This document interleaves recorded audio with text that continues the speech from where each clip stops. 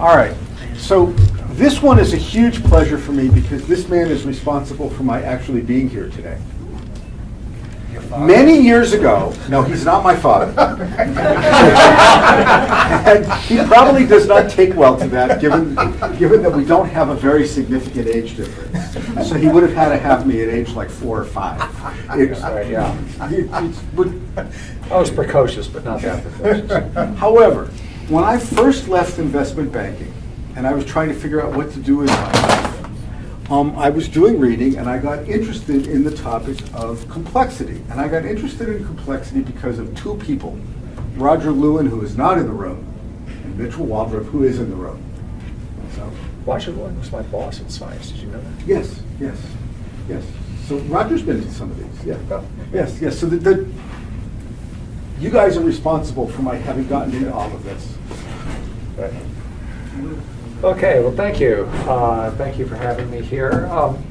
Now, I'm not sure I'll have much to say about resilience in this talk. In fact, I'm not even sure what resilience is, except that you sort of know it when you see it. I'm sure there are the specific definitions you can come up with, but still. What I do think, though, is that one component of resilience is the capacity not to be utterly helpless in the face of forces that are larger than you, that you can do something to take action to control your fate. It's just one aspect of it. And when I say that, I can't help being put in mind of a metaphor that I got from Brian Arthur. I believe I used it in the last chapter of the book. I can't remember where I used it.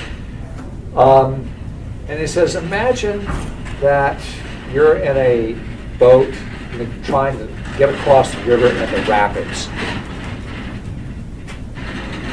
And the river is a hell of a lot bigger than you are. Now, I've done some whitewater boating in my time. I know exactly what he's talking about. You don't run the rapids, you negotiate the rapids. And what can you do? The river is going to carry you along. What you can do, though, is you watch, you wait, you scope out what's going on, and when just the right moment arrives, you put the oar in just the right place, and you can make progress. And you sort of go with the river, but you are also controlling your destiny within the river. And what's essential for doing that, that's actually what I'll end up talking about today. What's essential for doing that is being able to look at what's happening, make sense out of the patterns that you're seeing, comprehend it, and then take action. This is what the military calls situation awareness, making sense of all these fragments and putting them together into a coherent story, a coherent picture, a coherent narrative. It's also, when you think about it, what scientists do when they take data and observations and try to turn it into a coherent theory. It's what detectives do in detective stories. I presume that's what real detectives do in some sense. They take all these clues and try to figure out what is going on, who did what. It's what intelligence analysts do. It's what the brain does when it's integrating these streams of sensory data and trying to, come up with a unified perception of what's out there. Going from the pixels on the retina to recognizing that as a cup of coffee. It's what any decision maker has to do when they're navigating a complex, fast-moving world. And of course, it's what I've had to spend my professional life doing as a journalist and writer, gathering information from many sources and trying to make sense of it, trying to figure out what's going on. And I can vividly remember when that thought hit home. This was in about 1999, 2000. I was just finishing up the book that I wrote after Complexity. It was called The Dream Machine, for those of you who don't know it. It's a history of computing, but it's be interesting to this group because I actually spent several chapters describing this intellectual ferment that was going on around MIT in the 40s and 50s, part of which was cybernetics. Also a lot of computing was going on there too. And the main character, The Dream Machine, was in part a biography of this critical figure. His name was J.C.R. Licklider. He was a psychologist at MIT originally. Actually, he was at Harvard during the war, but then he went to MIT. He was an acolyte of Wiener. He went to all the seminars, and so forth. He was highly influenced by cybernetics, but it was Licklider who came up with a notion of what he called human-computer symbiosis, which was the idea that machines and humans could work together, machines doing what they do well, that is the rote, routine, boring stuff, plotting data points, doing arithmetic, and so forth, and humans could do what they do best, which is conceptualizing, setting goals, seeing patterns, and so forth. And his vision was that they could work, humans and computers could work together, and this was actually fairly radical at the time. Remember, in those days, this was the 50s, in those days, what a computer was a big thing in the back room, grinding out numbers for a bank or the military or somebody. And the idea of being able to interact with one was a fairly radical idea. As to where that idea came from, well, read the first 5 chapters of the book. It grew in part out of cybernetics, in fact. But one of the things that Licklider envisioned for this human-computer symbiosis was not just the computer doing arithmetic for you, but also giving access to huge libraries of information. He claims when he actually had this idea, he had never read Vannevar Bush's article about the Memex, but it sure sounds a lot like the Memex. The idea was that you'd have computers storing huge amounts of information, and you'd be able to sit at the terminal and access all this stuff. It's what we now call Google or the internet. But he was extremely interested in this, being a research scientist himself, and he actually did a lot of work on what he then called the library problem, a lot of his consulting work about libraries. And I remember when I was working on the book, I found a speech he gave in about 67 or 68 on what he called the library problem, and actually was crystallized a lot for me. The library problem was actually 4 problems. The first was indexing and retrieving information, which in those days meant basically putting the card catalog online, which was less trivial than it seems. But he pointed out that was only the first step. The second step was, okay, once you got all this information, retrieved all this information, and printed it out or whatever, you got all these books and all that, he said, the second step is you got to get it past the desk-to-brain barrier. You got all this stuff piled here, you got to get it into your head, you've got to get all this information organized and see how every bit relates to everything else, and build what a psychologist would call a mental model of what's going on. And you see the relation to what I was talking about before. It's what after 9/11 we learned to call connecting the dots. This was before 9/11, I didn't have that phrase. And then there was a third and a fourth. The third was organizing the information in a way you can make use of it, for example, to write an article, which is not the same as your original mental model. And then the fourth was marshaling it so you could actually take action. But it was that second one, the desk-to-brain barrier problem, that really resonated with me, because at that time I was just finishing up Dream Machine. I've been working on it for years. I had stacks of books and papers all over my desk, all over my floor. I been to the library, printed out all of this stuff, and Google existed then. I had all this stuff that I had found online and downloaded into my hard disk also.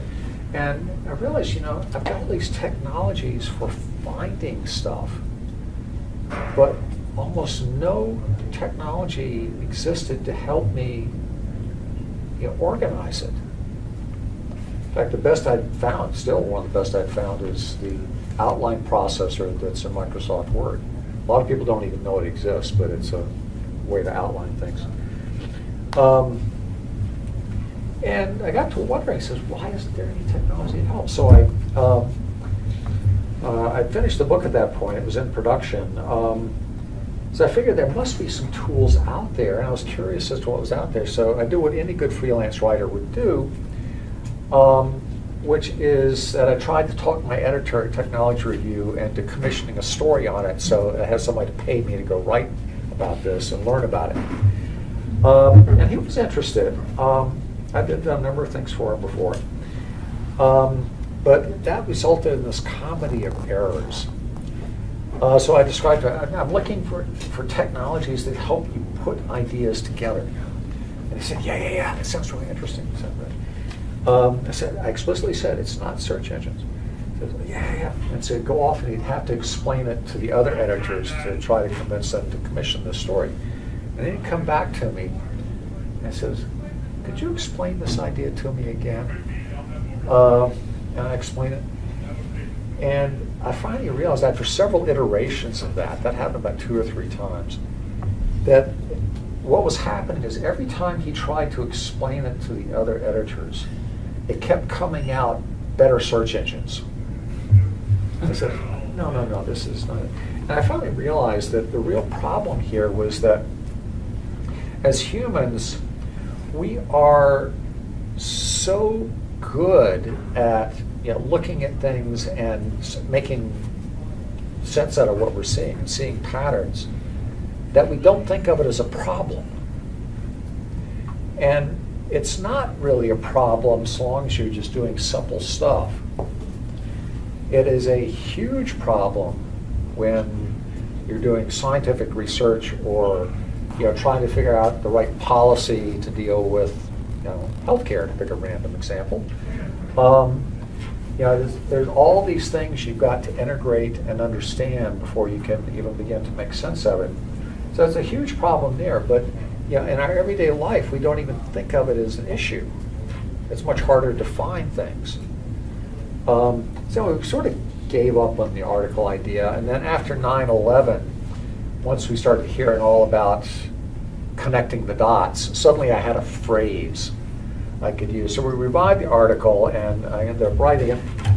It didn't come out to 2003, but and it ended up actually, I was kind of disappointed at thinking about fancy techniques for databases and handling what would now be known as big data. And it didn't really get at the fundamental problem I was concerned about. But I kept it in the back of my mind, and I sort of kept my eye out, and there are various tools people came up with, but I began to realize that I've been sort of looking in the wrong way. I was looking for a tool that you could run on your computer or something that looked like Google, so forth. But I realized that in fact human beings had invented technologies for integrating knowledge, and very powerful ones. It's just that they didn't look like technologies. They were in fact institutions and procedures and sets of rules, things that we often take for granted. And there were some new ones too. And so I want to sort of throw some of these out today in hopes of sparking some conversation and ideas about where we can go from here, because I think you'll agree that being able to wrap your head around the complexities of what we're seeing is essential for making progress.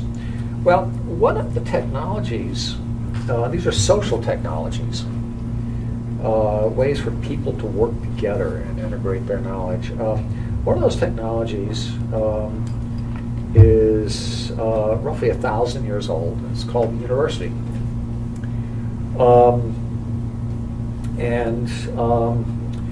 The universities basically, they didn't exactly start. They sort of evolved out of the cathedral schools, which existed, since the Roman Empire. But they started out at the cathedral schools in roughly 1050, 1100, around in there, and then accelerated with the discovery of the ancient Greek manuscripts from the Arabs who had preserved them, and especially Aristotle. And the rediscovery of these things was a tremendous intellectual impact. And what would happen is, individuals would have a copy of one of the ancient manuscripts,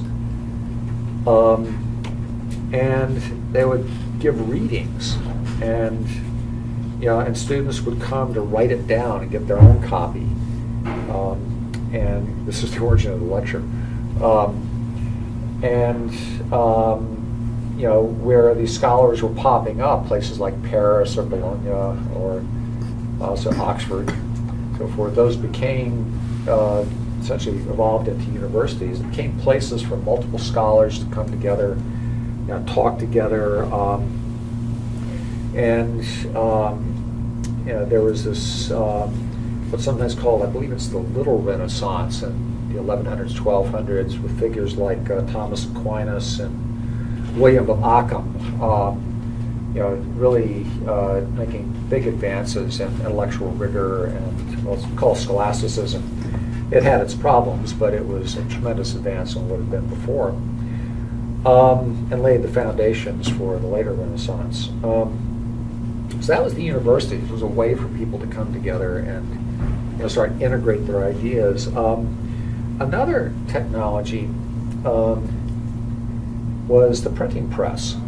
If you haven't read it, I highly recommend a book that came out in 1980 by Elizabeth Eisenstein. It's called The Printing Press as an Agent of Change, and she talks about, it's a famous work of history, how the printing press it was like the secret revolution, she called it, transformed ways of thinking and the politics and society in ways that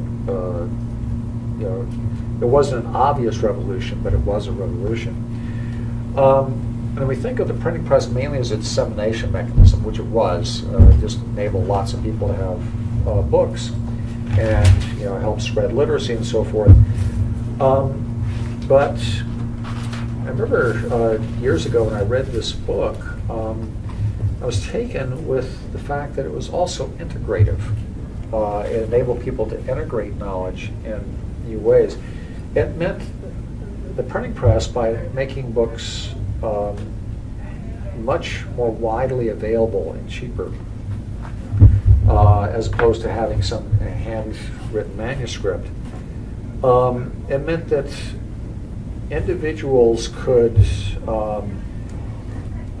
it used to be that one individual might own a manuscript from one of the Greek writers, or maybe two. And if you wanted to read somebody else's another manuscript, you had to travel to go see it, because it was really hard to duplicate these things.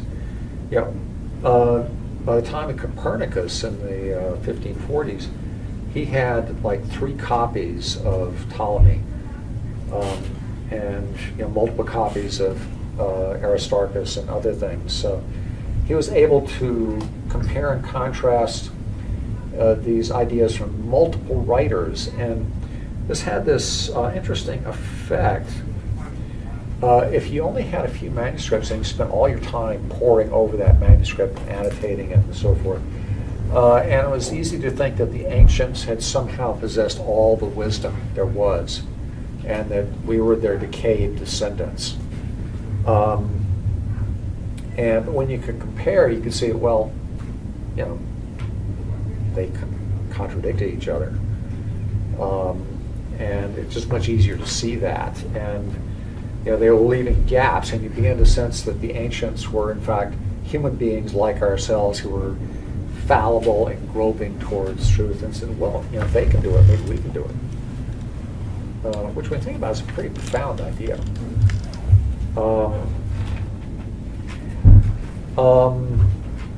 Maybe we can discover new truths. And another one, which is considerably less obvious, is the concept of a second edition. In the old days, when the act of copying something inevitably introduced errors, or there might anyway, then you sort of get this feeling that knowledge is degrading over time. That as time goes on, we just know less and less. Once you have the printing press, and you can you've got the original plates or the original type, and you can just modify it, then with the second edition, that means you can make corrections. And that's important for text. But think about it also in terms of maps. Remember, this was the age of discovery. If you had a map that was a mistake, if it was copied by hand, you just introduced new mistakes. If you just have to adjust the etching. Then if somebody brings back, says, hey, this map was mistaken here, and I've drawn a corrected version, and you can put the corrected version in. And you could add stuff, new stuff, and the maps became better and better over time, as opposed to worse and worse. And so that is both a practical advantage, and also it means, just psychologically, it means get this idea of knowledge building on itself, that knowledge is getting better and better over time, not worse and worse. And it's probably no accident that the printing press emerged actually in several places. In the mid-1400s, Copernicus his book was 1543, and the scientific revolution of Galileo and Kepler and others was started at the end of the 1500s, going into the 1600s. It's probably no accident that the scientific revolution happened then.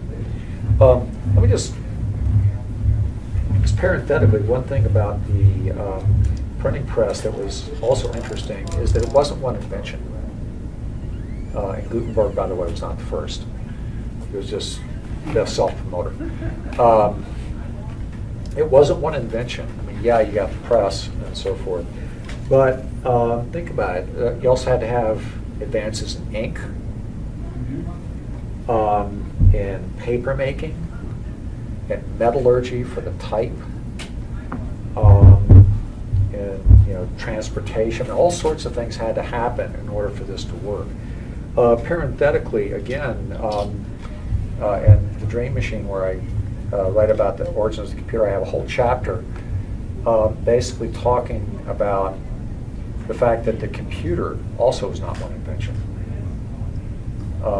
You can point to this person or that person who invented the computer. In fact, it was about 6 different inventions. We can talk about that in Q&A if anyone's interested. Which is why inventions are hard. Anyway, so I mentioned the scientific revolution. Well, that's yet another sense-making mechanism that we've come up with. The scientific method. Now we're familiar with the scientific method as the experimental observational methods. You observe, you hypothesize, you test, you refine your hypothesis and all that. And that's well known. We teach that in school, and so forth. And that was a major innovation to come to this way of working and things. But what's less stressed, but I think we all realize is extremely important, is that science is fundamentally a social system. It's a social institution. It rests on an idea that seems obvious now, but was not obvious at all, and that's that information and discoveries were to be openly shared. Medieval craft guilds certainly had a lot of skills and technologies available to them, metalworking, what have you. But they went to great lengths to keep these skills proprietary. That was part of the whole apprentice system and so forth. You learned all the secret stuff, and it was very closely guarded. Now, the printing press actually helped start to crack that open, because one of the, the first books were Bibles, but there was a big market for like how-to manuals. Actually, there's an even bigger market for Renaissance porn, but never mind. A lot of how-to manuals, so they started printing those. But it really began to break open in the 17th century, which was part of what made the scientific revolution. People began to share their ideas. Galileo famously wrote popular essays to announce his discoveries. It's not entirely clear why this idea of open sharing began to be so important. One idea I remember from my history of science courses was that in those days the idea was that the nobles would hire savants, scientists, for their courts, somebody to hang around and be smart and do cool things and enhance the reputation of the court. But then the question arose as to who was really good and who was a charlatan. And the only way you could figure that out was to get recommendations. And the only way for somebody to get people to recommend him was to explain to all your peers what you're doing. So they start writing letters to each other. And convincing them, well, you can't just claim you discovered something. You got to say how you discovered something. Well, in that you can see the beginnings of what is now the scientific literature and peer review and publications and citation indexes and all the things we love to hate, and all the institutions that are built around that. And it has power. The thing about the social institution of science is not only that it spreads new information and allows people to share and integrate it, it allows people to find and correct errors. If you make a mistake, either in method or in whatever, or in your calculation, or you don't understand what a p-value is, somebody's going to let you know it. Okay, but just as important is it allows people to point out possibilities for your work that you never would have thought of yourself. It says, if you understand this, you think about how powerful that is. This is the first great example of what we now call crowdsourcing. And it's been institutionalized in all these institutions to support it. But it's a way for multiple people to work together. I remember after Complexity came out, I got all these invitations to places I never would have imagined, including like the intelligence community was really taken by this.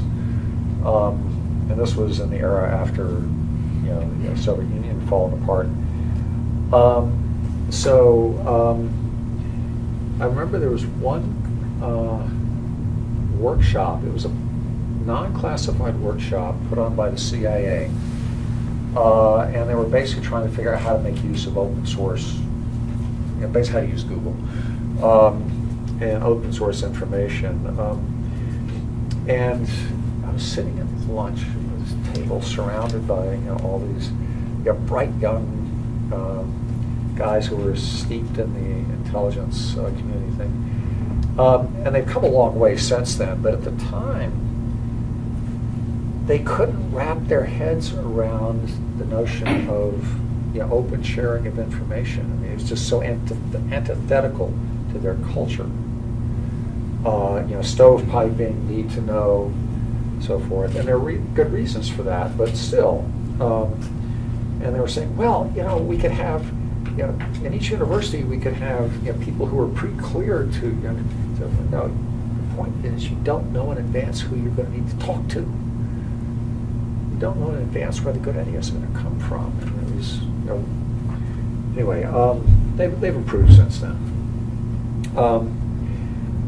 Another sense-making mechanism, which I'm going to leave to the Q&A if anyone's interested, is journalism.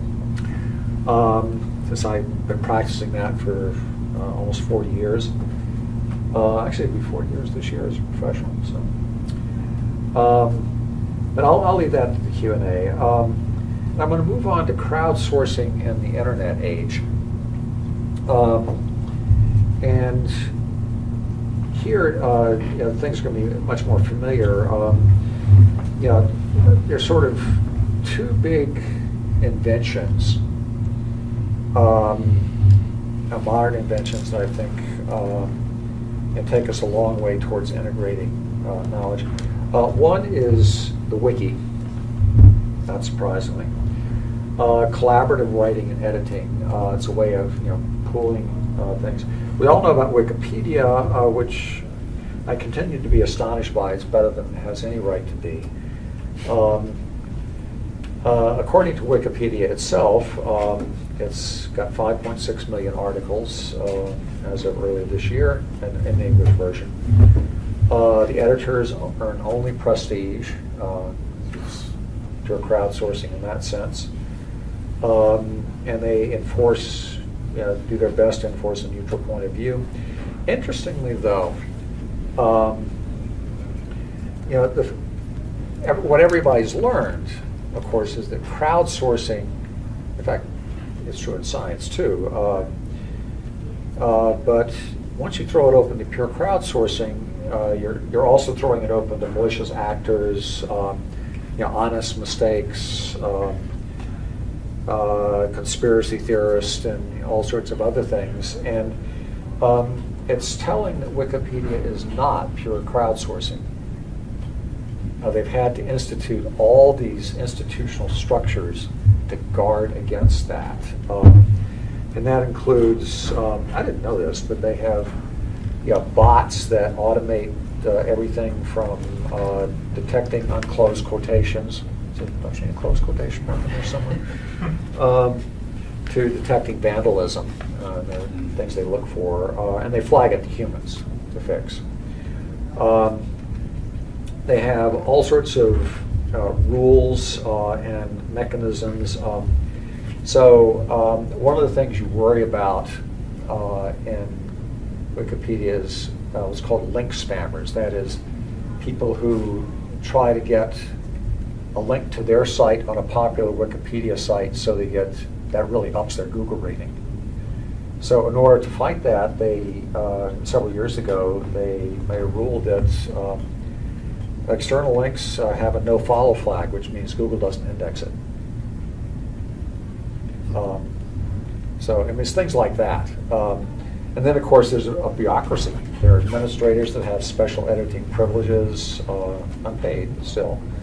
There are dispute resolution mechanisms, and there are teams organized for leading what are called wiki projects, which is, I first noticed this years ago. We were thinking about buying a new car, and I'm looking at all these new car models on Wikipedia, and they all have the same format.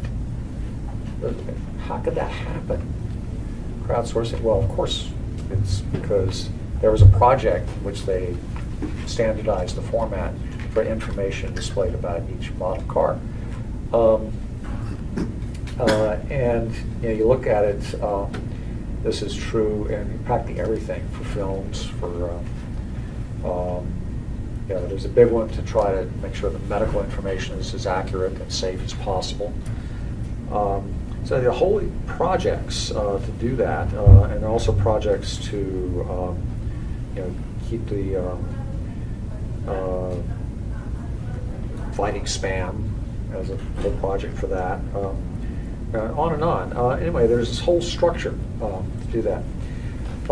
And a final form of crowdsourcing knowledge integration for the internet age, it won't surprise you to hear, are computational models. And that's agent-based models and others. Actually, it doesn't even have to be very sophisticated. And the thing about the models is potentially is that the power is social as much as it is technological. I remember back in, I think it was 1983, I was working for Science at the time. I went up to New York to hear a conference at the New York Academy of Sciences, and at that conference there was a lunchtime talk by Elliot Richardson, former Attorney General, former just about everything actually. And he had been part of the law of the sea negotiations, which had recently been concluded. And he told a story I had not heard, which was that at the same time that negotiations were going on in New York City, a group at MIT had created a econometric model of seabed mining. And probably by today's standards, it was not a terribly sophisticated model, but that wasn't the point. The point was that the negotiators would start going up several at a time and trying to program their proposals into the model to see what the consequences were. I forget exactly what led them to do this, but they started to do this. And they started doing it in teams, including people on opposite sides of negotiations. This very interesting dynamic happened, Richardson said. One is that the mere act of having to program proposals into the model meant that you had to be precise about what you're proposing. You couldn't just spout rhetoric about the common heritage of all mankind, which was the catchphrase at the time. So, all right, what does that mean? You had to reify the discussion, and that happened on every side. Various rhetoric had to be precise, and obviously forced them to, if there are issues you were just ignoring, well, okay, how do you take care of this one? But interestingly, the psychology, Richard was fascinated by this. The mere act of agreeing on how you put the various proposals in got these adversaries into this cooperative mode. They were working together to get these proposals in there. How to get the proposals into the system, and then once the model ran, the model would say, okay, if you do it this way, this is the consequence. If you make this assumption, if you do it that way, that's the consequence. It's a neutral arbiter. You've agreed that this is going to be our arbiter, and so people had to take the recommendations seriously. And that because of that, you found people saying, well, maybe I can, all right, maybe I can live with a little taxation on this, or do some, we can trim things together, and it sort of led people towards finding common ground. Now, I don't know how well that would work today. When people have gotten much more refined mechanisms for blocking out information they don't like, but you do sort of wonder why someone hasn't done something like this for healthcare. I've asked around, and to the best of my knowledge, no one has made a really sophisticated econometric model of the healthcare system. And I don't know that would have made any difference in the debate in Congress, because it's not clear that anybody wants to listen. But it's telling that there was no model like that. I did ask people who do this sort of thing, and they said, well, give us about $3 million in a year or two. We could probably make something. But okay. But anyway, moving on and finishing up. Another benefit of modeling, in addition to the social potential benefit, is its benefit in integrating knowledge. Now, I don't know how many have heard of the Human Brain Project in Europe. It's actually quite controversial. It's a European Union-wide project, about €1 billion.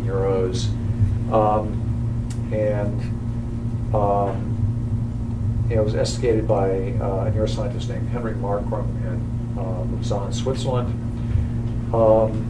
And it wants to make this sort of massive model of the brain all the way down to the ion channel level in the individual neurons, with zillions of neurons and so forth. And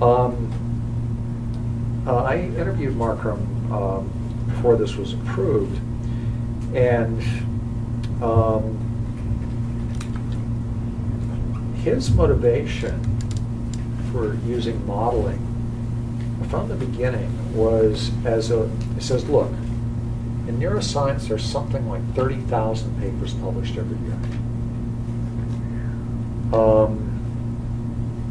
Most of them have extremely fine details about this ion channel or that membrane potential or this synaptic structure, so forth. Nonetheless, there's no way any human being is going to wrap their head around that. And every one of those papers, even if it's highly empirical, data gathering, has implicitly incorporated some model, because you've got to have, what are you even talking about? At least a model of a neuron. And he had for years had this idea that you could, by integrating these findings into a computer model, you could integrate all that understanding, and that is a way, and it would help you see where there are overlaps and gaps and so forth, and inconsistencies. And it would be a very powerful thing to do. And the idea for the Human Brain Project came out of that. Now, there are a lot of people who think it's crazy, but nonetheless, the impulse is to integrate. And I recently did a feature for PNAS, Pacific of National Academy, on agent-based modeling. As you probably know in this crowd, it's over the last 20 years it's evolved tremendously. It's now very, very sophisticated, and one of the whole points of agent-based modeling is that rather than use aggregate variables as you do in econometrics or in the classic epidemic modeling, you can model individuals, heterogeneous individuals with different characteristics. You can put in geography, real transportation systems, what's known about human behavior in various situations, the social ties. You can do network analysis, even do the fluid dynamics of plume dispersals if you're modeling, as one model does, what happens if a dirty bomb goes off in Washington. You can put all of that in there, and you've got to run it on a pretty big set of computers, but you can begin to see the behavior emerging and so forth. It's become a big deal in traffic and epidemics. There's some evidence that decision makers are starting to listen. Bank of England is putting a lot of money into this, for example.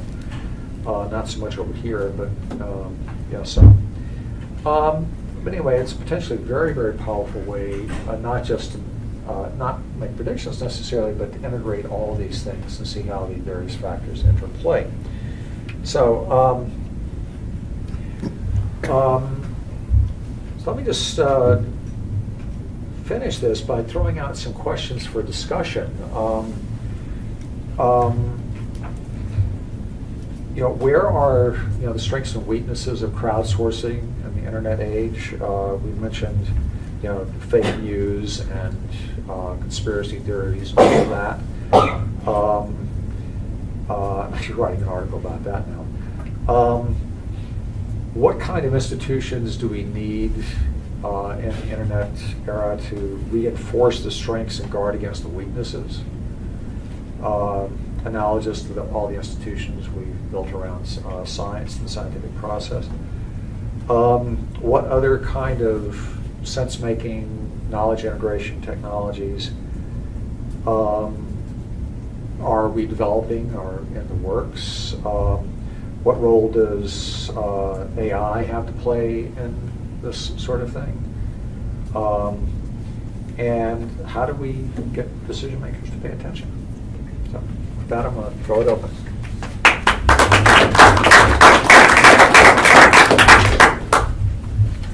If there's any time left, yeah? Just want to follow up on the sort of an invention not being like a unique sort of a contribution from several.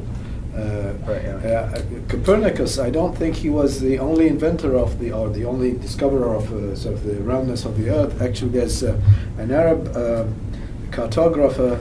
His name is Idrisi, and he calculated to a high precision the circumference of the Earth. Right. It was about 7 centuries before Columbus, and it was really easy. I mean, for people like us right now, he calculated in the latitude rather than the longitude. It's easy to do that because you have 360 degrees in a circle. So if you sort of go north so much, you'll lose so many degrees, and you can immediately. And he calculated it so many years ago. So of course, the Greeks did that, and I'm sure it was to a high degree of precision. I think one in 1,000 something. Somebody else who might be interested in also is some guy who invented or discovered basically the crankshaft, which is really the basic instrument of a car, and the crankshaft really converts the circular motion into a linear motion. Yeah. And this guy, his name I think Al-Jazairi or something like that. He's Syrian. Oh, he was Syrian. Some few centuries even before that. And he applied it to the water. What do you call them? Wheels, right? Yeah, right. I mean, it's very clear the Arab Empire and the civilization they were making remarkable contributions. Arabic numerals most obviously, but the very word algorithm comes from algorithm. An Arab scholar. I forget the exact name. Yeah.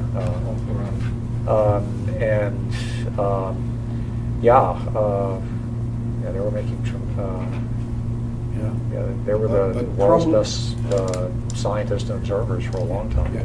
But their problem, again, is just the same as Copernicus and Galileo. These clever guys were persecuted because by the religious establishment. Well,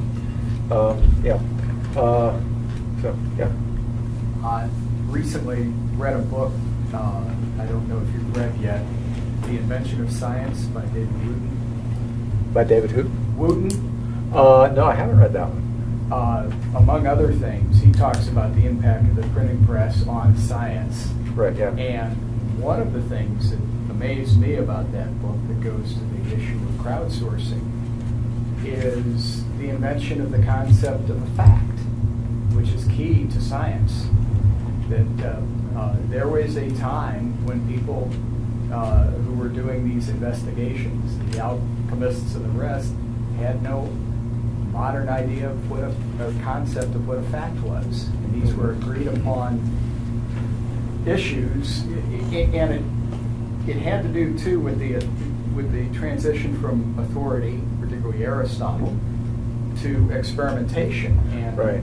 the period of time, lots of examples, and where the words originally come from. I think you Right. really enjoy it and feed into this. Yeah, I mean, I would be very interested, because if you start thinking about it, the concept of science, as we understand it, relies on things like, openness of information, but yes, concept of fact, the concept of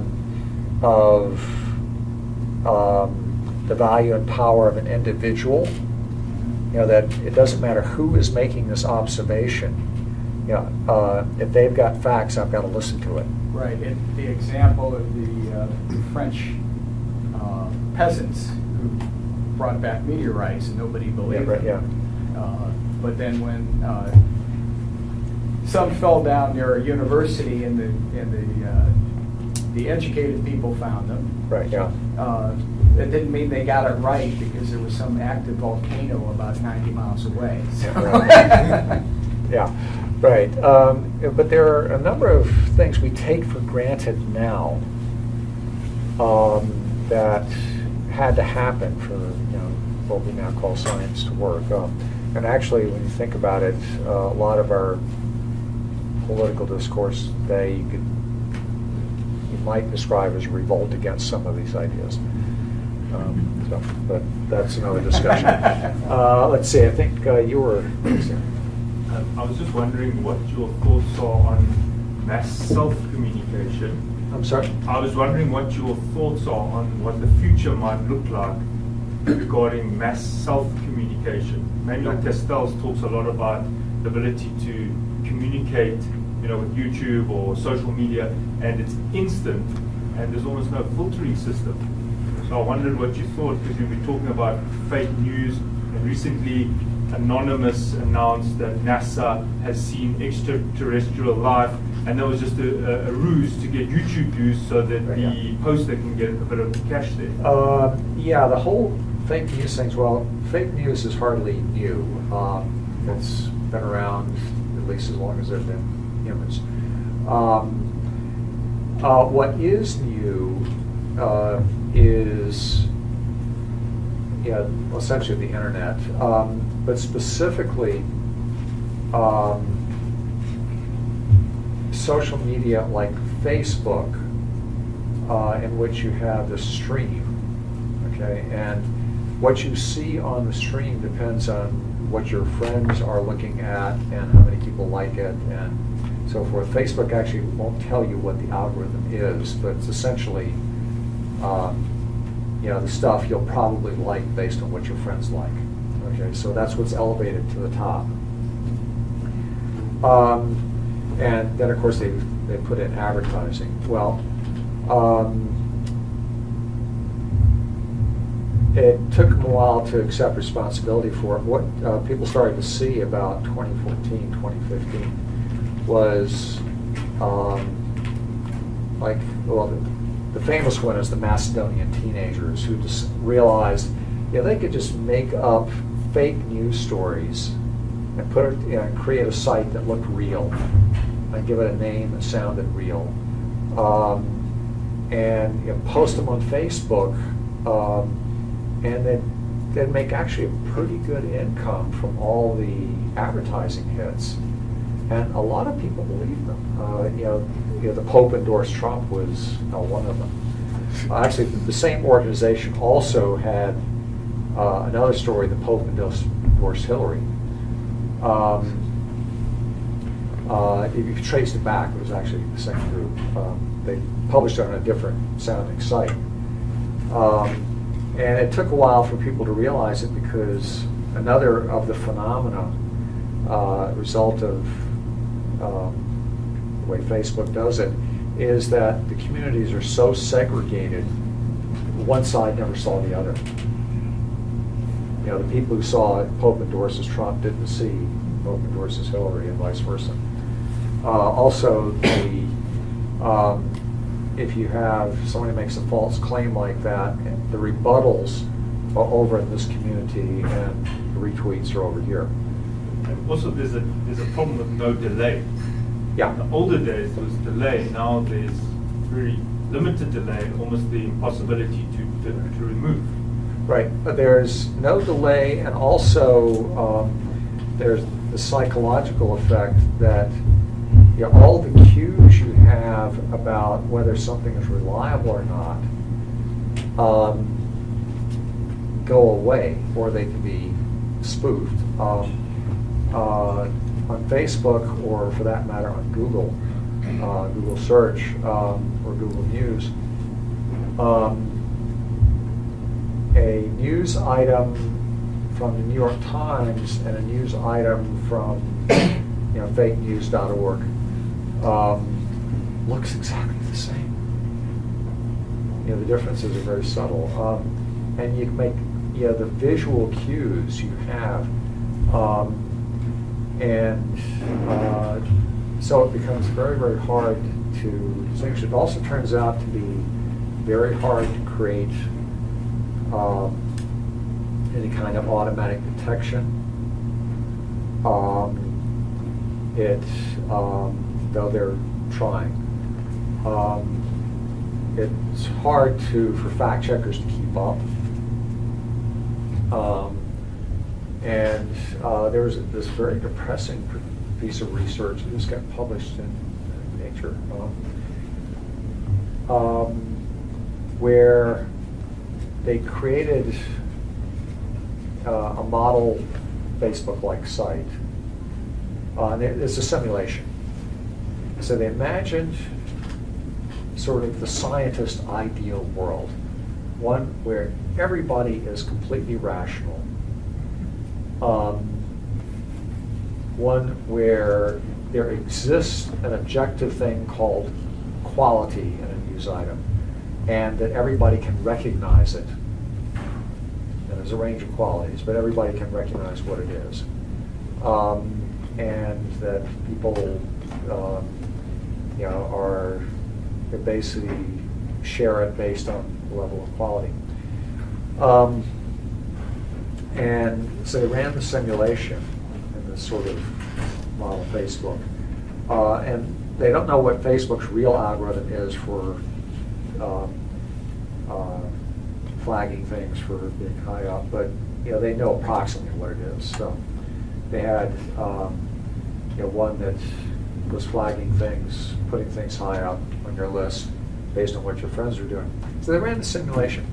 And they discovered that the low quality news items rank just as high as the and the reason is it's fundamental, finite attention span. You're not going to look at 10,000 items and carefully decide which ones you're going to flag. Nobody has that time. They did build in finite attention span and finite time. So nobody's going to do that. They just sort of, the ones that are at the top, they'll flag, so forth, look interesting, look plausible, so forth. And because of that window, because attention spans are finite, it's still, the low quality stuff is still rising up high. And of course, that's with completely rational users. In fact, users are not rational. They confirmation bias, motivated reasoning, and which we're all guilty of, by the way. All that is only going to make it worse. So that's kind of a depressing result. I'm not sure what the answer is. People are looking at ways, to control it. Some of it involves, it's basically fix the technology, find ways, integrate that. And Google and both Facebook alike are doing things like trying to include fact-checking information on some of these things. Who was flagging, highlighting fact-checking sites.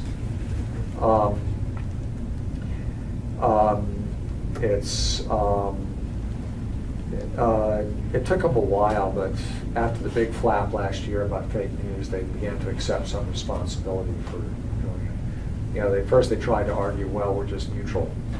Well, no, you aren't, actually. The algorithm by itself reinforces this. Some of it has to do with fixing, trying to fix people, that is, train people to be a little bit more discerning. Good luck with that. I'm not sure what the answer is, but you know,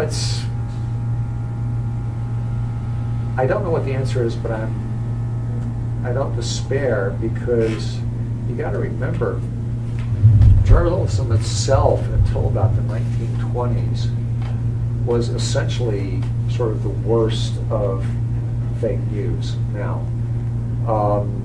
you know, various publications were hyper-partisan. They would invent stories. That's what got us into the Spanish-American War, for example. They would distort. They would do all sorts of things, and that was just par for the course. I mean, you chose your newspaper depending on which party you wanted to belong to. Of course, the internet's much faster and broader, but this has happened before, and journalism cleaned up its act.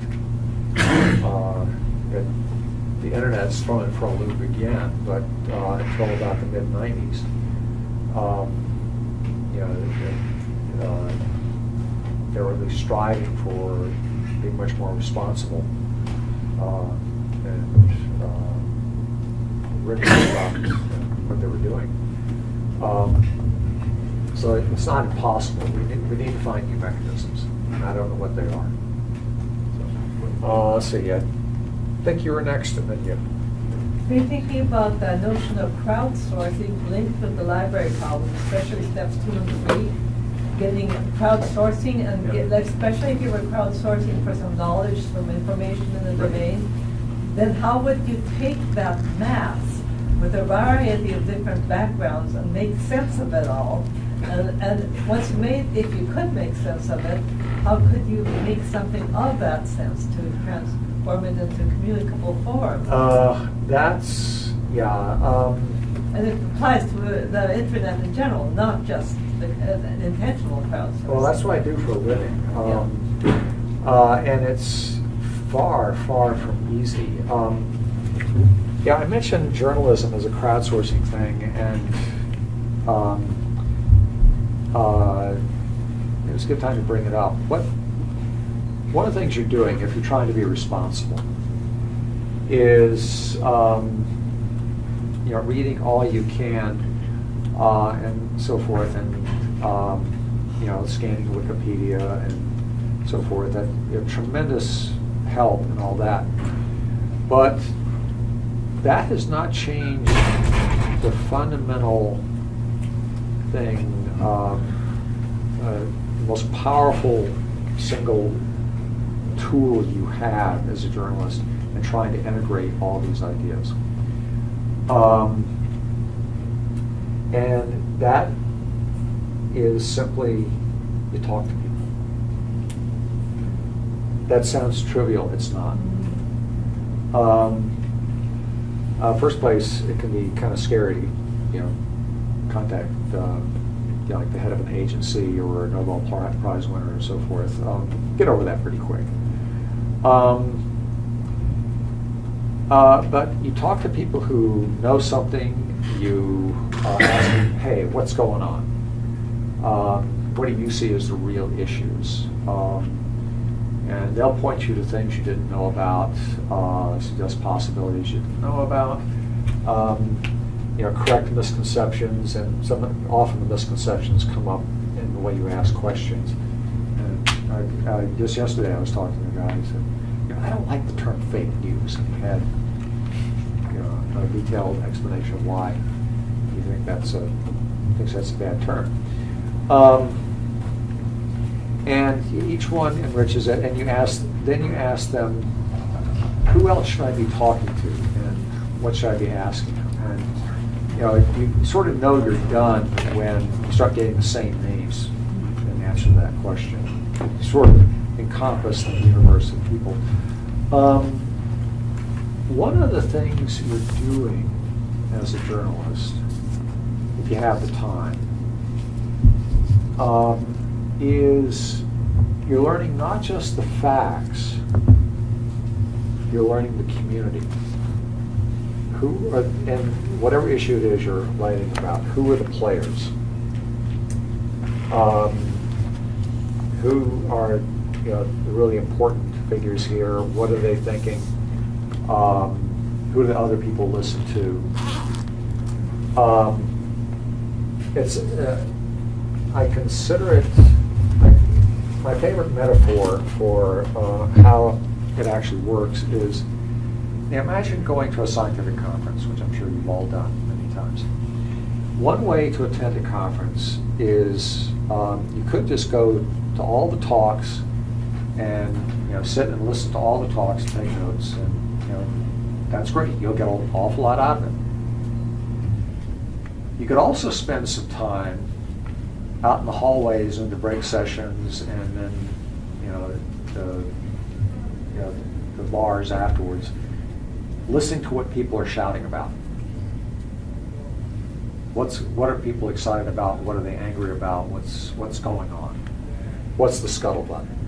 Okay, and it's that sort of what's going on business. What's the scuttlebutt that you're trying to get when you talk to all these people? There's something else that happens. And they'll tell you things that, see, part of the problem with just simply going on Google and reading a bunch of documents or just looking at Wikipedia, aside from the fact that Wikipedia often leaves things out, you look at these documents and you don't know what the significance is. Okay, here's this report. It's got all this stuff. Did anybody pay attention to this report? Was it one that had a tremendous impact and just changed the whole discourse? Was just another credenza weight? What? The only way you're going to find that out is you talk to people. You got to get context, or what's really important about this report. It might be something buried in paragraph 14b that isn't obvious when you read it out loud, but that's actually the critical thing. Actually, bureaucrats can be very good at hiding things in paragraph 14b. And there's yet another thing that's really important. And I didn't fully realize this till I've done this for quite a while. Especially when you're writing about something that's controversial, or highly fraught. And I can remember writing about environmental issues, so forth. There were things where you talk to people on one side and start to think, the other side just they just can't possibly have a leg to stand on. I mean, how can they justify what they're doing? Then you talk to people on the other side, and you realize, in fact, they do have a justification, and they have often very cogent reasons, and they're not only not monsters, but they are, trying to do the right thing. They're just coming from a very, very different place. I remember the story where I really realized that. It was had to do with astronomers trying to build telescopes in Arizona, and there's this big environmental thing about red squirrels, and you don't want to know. But there were about 7 different sides. Forget about 2 sides to every story. There were about 7 different sides, sets of players here. And I remember thinking at first, how could anybody take these people seriously? I realized they're actually pretty cogent. And that's true of almost everything. And one of the duties and privileges of being a journalist is that you have to talk to every side if you're doing it right. You have an obligation to talk to every side and understand them well enough that you can give their side of the story in a fair way. You don't have to agree with them, but you have to at least be able to articulate what they're saying well enough that your representation of them is fair, and that they will agree it's fair. Okay, that's trickier than it sounds. I've done that on a number of occasions. There was one whole chapter in Dream Machine about some bitter controversies about first personal computers built at Xerox PARC, and people who just just hated each other. And I talked to both sides, and they both thought it was fair, which means either it was a masterpiece of pablum or I'd done something right, and I hope it was the latter.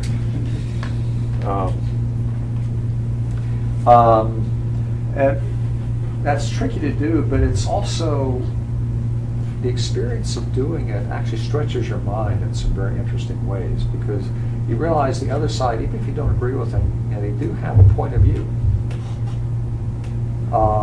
And once you've learned to understand that, you start seeing things differently. I don't know if that answers your question, but Well, advanced around it. yeah. Right. Okay. So yeah. I really appreciate the emphasis you place on pattern recognition. Yeah. Right. Yeah. As an essential component of resilience. Yeah, right. Yeah. Pattern recognition, what the military refers to as situational Right, yeah. awareness. The second part of the library problem, taking indexed information and forming a mental model of that. Your emphasis on reification and precision for the purpose of conforming a highly detailed model to a very specific system, from the macroscopic to the infinitesimally microscopic. In fact, it really reminds me of what the French post-structuralists were concerned with, although not explicitly committed to, namely the philosophy of structuralism. Objects, concepts, etc., aren't real, but their structures or their patterns are. The first part of my question is, are you indeed giving pattern recognition, situation awareness, feature ordering, that level of importance? And then secondly, what if any attempt to trace the values of social technologies attributes back to some kind of structuring pattern is at the same time the very genesis of those values?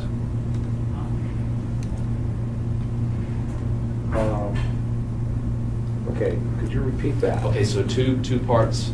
Are you giving pattern recognition the same kind of importance that a post-structuralist would give it? And then, second of all, what happens in the attempt to trace the values of a social technology, like modeling, or like journalism, or crowdsourcing, or what have you, back to some kind of originary pattern? Is it possible that could be the same thing as the very genesis of the values of these technologies? Well, yeah. I'm not sure how good an answer I can give to that.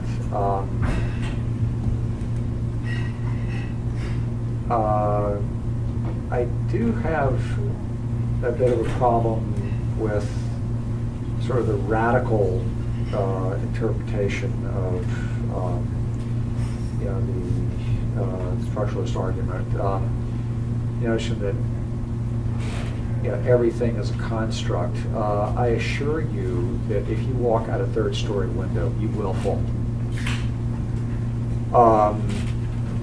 There are certain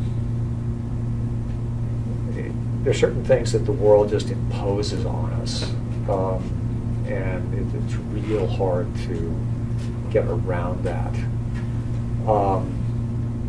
And mostly the thing, physical things we see. It becomes more problematic when you get into abstractions and more socially constructed. But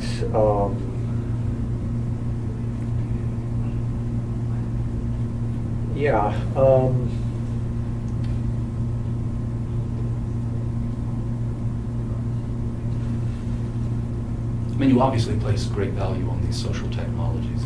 Sure, universities, et cetera. It's let me answer this with, and try to get at it with a story.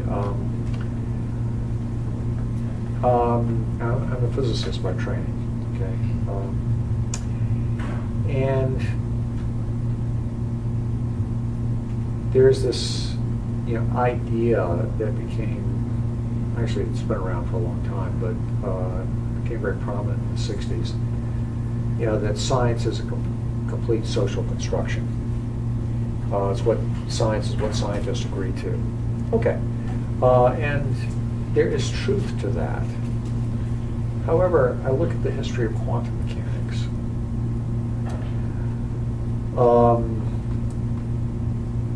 And around the turn of the 20th century. And there is something that every physicist involved had to be dragged kicking and screaming to. Nobody got up one morning and said, we're gonna wave functions, particle wave duality. Nobody said that. They had trouble even conceiving of it. It took 25 years, to even begin to get a conception of it. Contribution of many people. Literally, from 1900 with Planck, which is the concept of quanta, 1925, Heisenberg and Schrödinger. And even then, to build on top of that, it's like nature forced them to it. The data just would not conform to what the prevalent ideas were. The black body radiation would not conform to those ideas, the structure of the atom, stability of the atom, the nature of the atomic spectra, the existence of spectra, all these things forced themselves on physicists, and they had to, with considerable agony, if you read what they went through, considerable agony, give up old ideas and come forward with new ideas in order to do that. And that is so far from the notion, the glib caricature of what was it structuralist anyway? Derrida. Derrida and all that. And the caricature of what they were trying to say is that, physicists just sort of agreed on this. And, they agreed, but it was, agony. And struggled to get to it, and, had to be confirmed by lots and lots and lots of experiments. And yeah, now it's what you learn in school and so forth. But it's, yeah, nobody just got up one morning and made that up.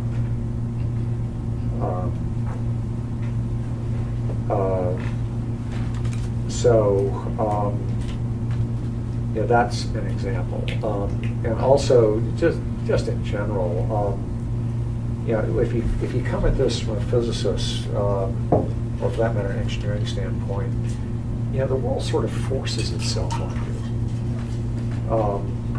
You know, I mentioned walking out the third-story window, Right. you know, bumping your head on a door jamb. It's, yeah, this is not something you just decide to make it up. So a lot of the categories in which we divide the world up are, you know, real in that sense. There's a lot to be learned about how the brain parses it, how the brain perceives it. You know, all of that, but you know, there's some physical basis. Sure. I mean, you know, color isn't just some arbitrary thing, I believe. But as you go higher up the chain,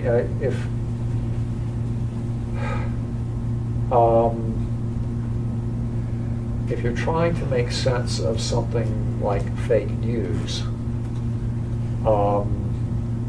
you know, then there are, you know, multiple ways to parse that, and you know, I'm gathering evidence about it, and I'm trying to rely on people who have looked at it very, very closely. But you know, one of the obvious things you come up with is what's fake can sometimes be in the eye of the beholder. I mean, this fake stuff is just literally made up, but there's also hyper-partisan journalism, there's conspiracy theories, Confirmation bias. there's, you know, Breitbart, you know, all these things, and, you know, there's this, it starts getting pretty blurry as to where you start drawing the line. What is opinion, what is fact? That gets harder and harder to discern as you go up the level of abstraction. Physics is easy. You've got objects. In human affairs, you've got motivations and institutions, and things that are invisible, so they're abstractions. So it gets harder. I'm not sure I've answered your question, but Oh, well, you've answered part one. And part two, let me see if I can rephrase that. So would you equate your attempts to find the value or the values of a social technology like journalism or academic research methodology? Would you equate your attempt to determine these values to some kind of structuring pattern? And furthermore, would you equate that with the very genesis of the values that you finally gave to the social technology? I might end up answering yes. I'd have to think about that a long time. What you're actually building there, what you're trying to build is a shared mental model. Right. Okay, and it is a model. And as a wise person says, I forget who it was, says, all models are false, some models are useful. And so what you're after in a mental model as well as any computer model is that it's, is it useful? Does it have explanatory power? Does it allow you to parse the world in a fruitful way? It doesn't mean that it is the only way or even quote the right way. One of the things historians always what makes for a great historian is you look at the same data and find a different way of looking at it that allows people to see things they never saw before. And making a reasoned, data-based case for it. With evidence, not just opinion. And does that mean it's the only way to interpret it? The printing press book is an example of Right. a great example of that. Right. Not necessarily. That book also earned some criticism. It's also the foundation of a great deal of subsequent research. Right, and also explains why it's too coincidental to be a coincidence Yeah, that right. the scientific revolution followed very closely on the heels of the advent of the printing press. Yeah, right. Yeah, speaking of scientific revolution, there's Thomas Kuhn, who's of course famous for his idea of scientific revolutions. Also wrote a book about the Copernican revolution, actually predated his other work. And I highly recommend it. I read that in my history of science classes. And it's one of the things I took from that was, here we are, Copernicus was right in some sense, okay? The sun really is in the center and gravitational, the Earth orbits and so forth. But what Kuhn makes very clear in that book was that the reluctance to accept Copernicus wasn't simply a matter of, Joshua made the sun stand still and all that. It wasn't simply religious people being opposed to new ideas or trying some biblical reference. The idea of an Earth-centered universe actually it was taken from Aristotle, but then it was elaborated by theologians such as Aquinas. And they had created this emotionally and a morally satisfying view of the universe in which the physical order mirrored the spiritual order.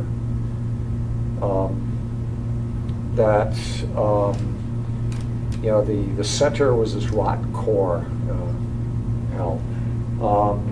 It was Satan furthest from God, which was on the outside. The outside was pure, the inner was corrupt, and human beings on the surface of the earth, and it was round, were halfway. They were under the eye of God, but close to the core, but they were halfway between purity and darkness. And the physics things, heavy things, were seeking their proper level. Matter was corrupt, and spiritual things like fire. I mean, it was this incredibly elaborate and beautiful system. It satisfied so much theologically, emotionally. It seemed to account for the physics, everyday physics that most people saw. And by the way, everyday physics is much closer to Aristotelian physics than anything Newton came up with because of friction.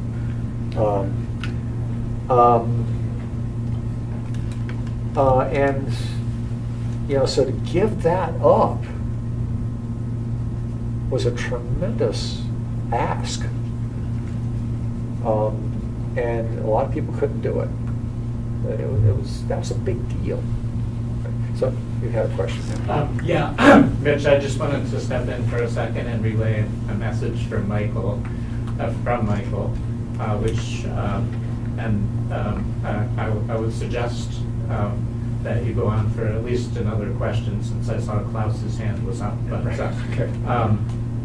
And the message is that people are free to go to dinner and come back here at 7:30 for Judy's presentation, her video, combination video and talk.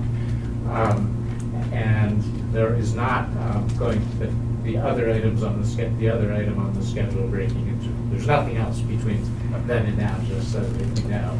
And then I would also suggest that, depending on what you would like to do, you can keep this formally or informally as long as you wish. So. And Okay. just to add to that, Judy's is more of a performance than a lecture, and it involves the whole group, so I think it will be more of an entertainment than a simple lecture, so please come. Although I'm not sure she would like that description, but maybe more of entertainment than anyway. But so sorry. Okay, well, Klaus, yeah. Yeah, fake news and the journalistic response. Right, yeah. And the ideology of trying to see both sides. Yeah, right. You made a point that each side made sense and you Yeah. could report both. Right, yeah. Imagine you would have been a journalist during Copernicus time. Mhm. What would you have done? Would that make sense to take both sides and report it? Now, let me just say what I think that journalists should do, and I'm a bit in the journalistic kind of school. What we are trying to do is actually to say it's a mistake to so-called balance views between two things. You have to look for a third element that explains both, maybe weighing one against the other. If you want, look for consequences rather than views or coherent views. And if you look at current politics, I think both sides have a very coherent view, a very reasoned argument, but the consequences are very, very different. And so none of them, no, I wouldn't say none, but I think when you look for the consequences rather than the views, then you come to maybe a better type of journalism. You're And absolutely. this is one metaphor, like connecting the dots, and the dots that they don't generally take. Right. Yeah, you're absolutely right. There's been a lot of soul-searching and discussion in journalism for a number of years now over what's called false equivalence. I mean, sort of the traditional way is, okay, quote from one side, quote from the other side, okay, you've done your job. It's up to the reader to figure it out. Well, that works fine.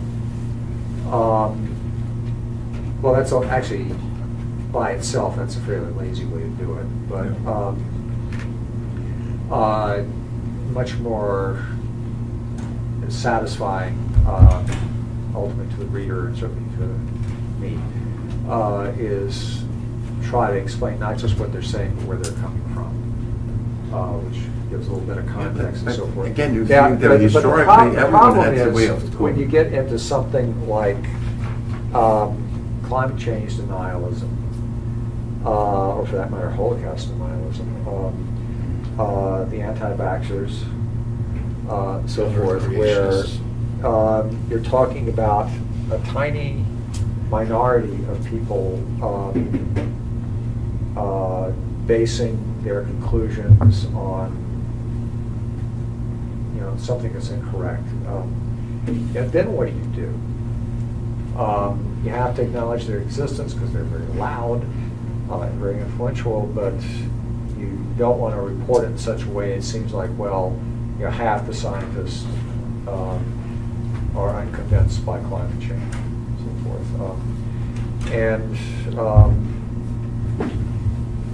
I don't know if anybody's come up with a perfect solution to it, but you see a lot more reporting in which they no longer try to have this false equivalence, and we'll just call the nihilists for what they are. But you have to get out of the views of those competing Well, parties. yeah. I mean, it's still worthwhile trying to understand. Well, you got to do it for the climate change deniers because they're so influential.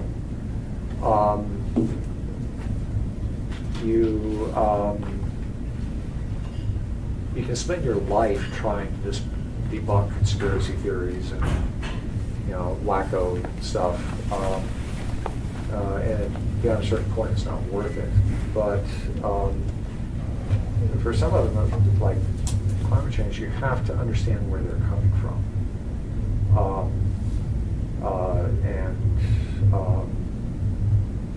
What's driving this.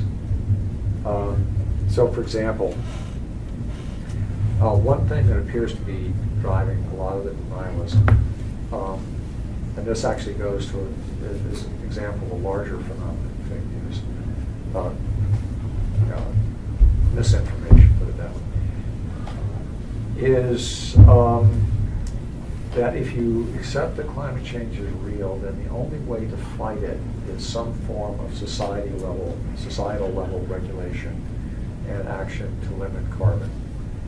Okay, whether it's a carbon tax or whatever. Anyway, government action. If you have a visceral dislike of government mandates and government action, and your ideology is against that entirely, then,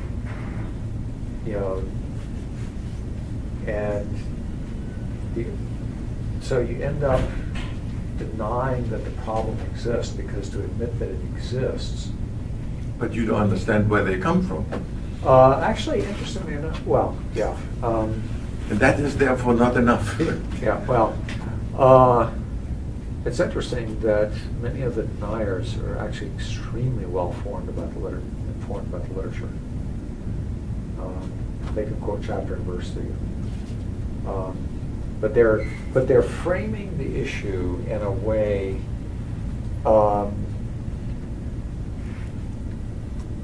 in terms of a gut level agenda, right? And so that's a characteristic of not fake news. That's one of the reasons fake news is problematic. Is it's supposed to refer to only the Macedonian teenager type thing. When you get into propaganda and misinformation, conspiracy theories, what characterizes them is it's so often motivated by this sort of gut level agenda that they're promoting. And one of the people I interviewed, they've done a lot of work with anti-vaxxers, who are on the left, by the way.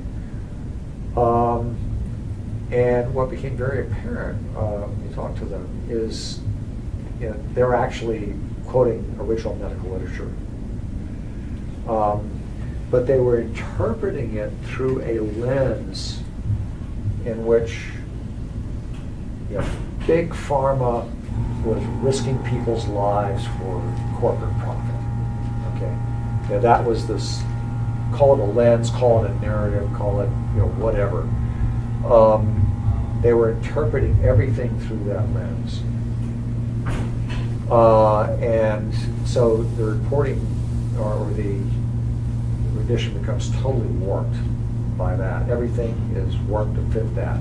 But warped from your point of view, or from the opposite point of view? Well, they themselves there's the don't. problem.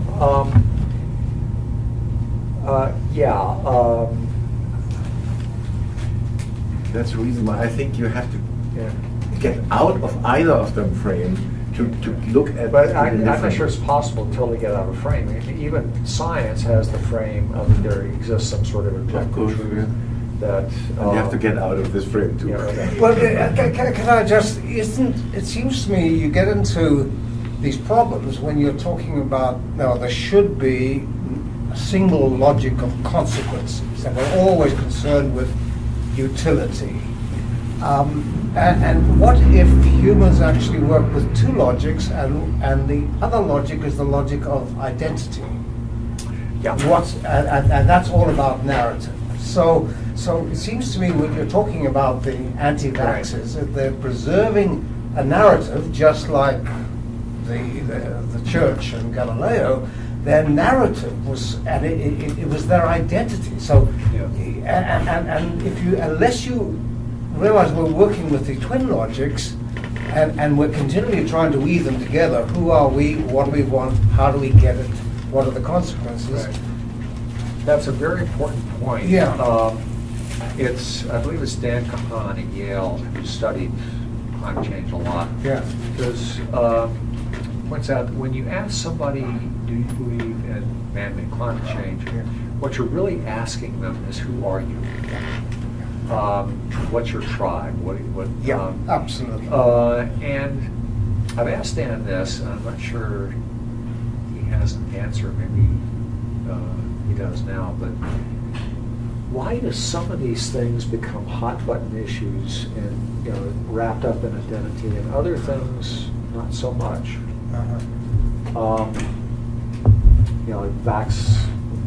The anti-vax people, it's identity, a certain kind of identity on the left. And I'm not sure anybody quite understands that. What is clear is that various corporate interests, in fact, have done organized campaigns, not just on climate, but also ozone and cigarettes, all sorts of other things. You can trace denialist campaigns, back for a very long time. But they've gotten much better organized now. So, yeah. Anyone else? Yeah. On a much lighter note, Yeah. how do we, as we get older, continue to be able to prove to computers that we're humans and not robots?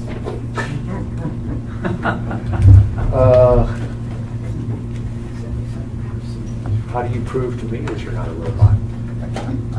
Well,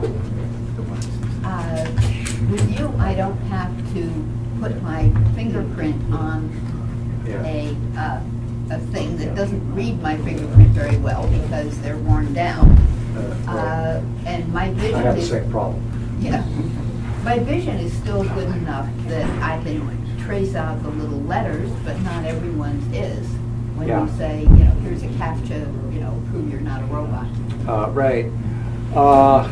That's a good question. I don't know. There's been a lot of work on exactly this problem. Apparently, CAPTCHAs aren't as good as they had hoped. Basically, they're trying to find things humans can do that computers can't yet. But AI is getting better fast. So, they're trying, facial recognition, but that has all sorts of problems. It turns out one of the problems, I mentioned one of the problems earlier about deep learning AI. It takes thousands of trials, and kid can get it in one. Another one is that do all those thousands of trials, it learns how to recognize dogs. It does a great job. All angles, different breeds, so forth, recognize dogs. You add a little artful static to that image, and it can't recognize a thing. Static that a human wouldn't even notice.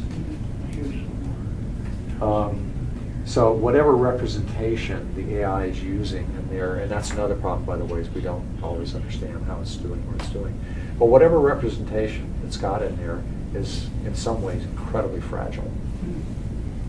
Versus human representations, which are much more robust in many ways. So that's another problem they're trying to get at.